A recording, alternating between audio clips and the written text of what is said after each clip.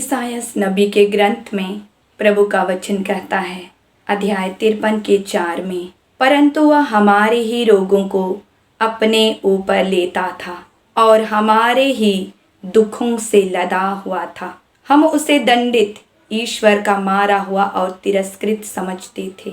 वह हमारे ही रोगों को अपने ऊपर लेता था और हमारे ही दुखों से लदा हुआ था।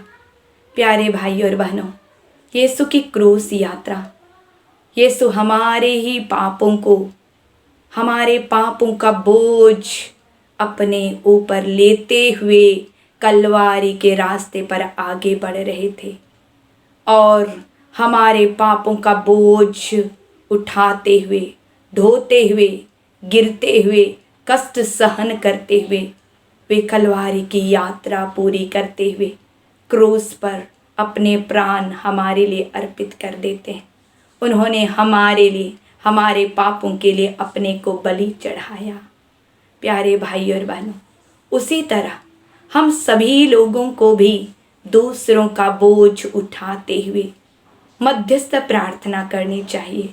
दूसरों का बोझ उठाते हुए, दूसरों का दुख, दूसरों का कष्ट, दूसरों का रोग, बीमारी, पीड़ा को सहन करते हुए, उठाते हुए हम लोगों को भी अपने क्रूस की यात्रा में आगे बढ़ना चाहिए।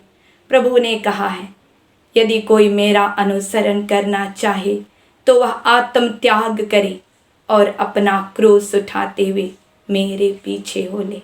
प्यारे भाई और बहनों, हम लोगों को अपना क्रूस उठाते हुए और दूसरों का भी क्रूस उठाते हुए हम लोगों को यीशु के पीछे चलना। गलातियों के नाम अध्याय 6 पद संख्या 2। ऐसे भारी बोझ ढोने में एक दूसरे की सहायता करें और इस प्रकार मसीह की विधि पूरी करें। ऐसे भारी बोझ ढोने में एक दूसरे की सहायता करें और इस प्रकार मसीह की विधि पूरी करें। मसीह की विधि क्या है? मसीह की विधि यही हमारे पापों का बोझ, हमारे रोगों को, हमारे दुखों को, हमारे कष्टों को, हमारे पापों को वह अपने ऊपर उठाते हुए क्रूस की यात्रा कर रहे थे।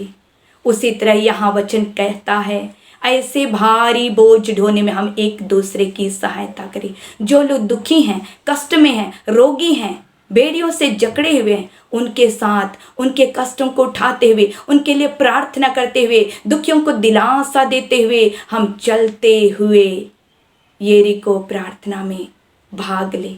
इसी तरह जैसे यीशु ने दूसरों का बोझ उठाते हुए चलते हुए दुख, दूसरों का दुख, कष्ट, पीड़ा उठाते हुए यीशु की कलवारी यात्रा की तरह हम लोगों को भी दूसरों का बोझ को उठाते हुए, चलते हुए अपने कमरे में, अपने चार दीवारी के चारों ओर, अपने गांव के चारों ओर घूमते हुए दूसरों को दिलासा देने के लिए, दूसरे के कष्टों को उठाते हुए हम लोगों को वचन दोहराते हुए, रोज़री माला करते हुए हम लोगों को दूसरों के लिए प्रार्थना करते हुए दूसरे का बोझ उठाना है। हम लोग दूसरे का बोझ कब उठाते हैं? जब हम दूसरों के लिए प्रार्थना करते हैं, बड़े बोझ के साथ हम प्रार्थना करते हैं।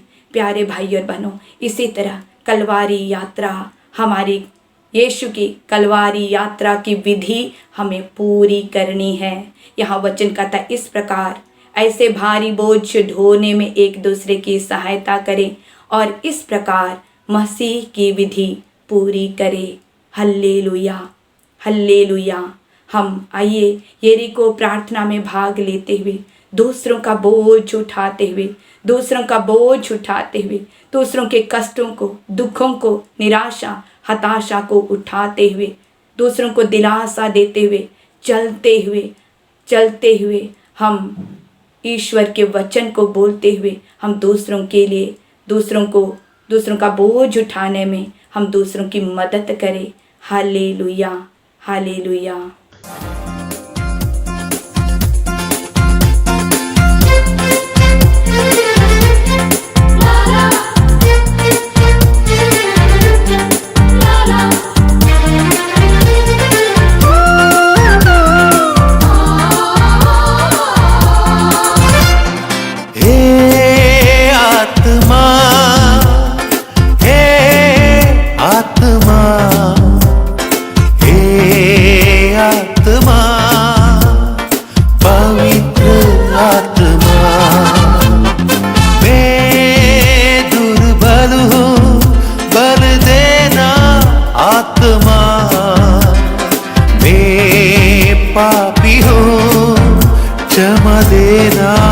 आत्मा।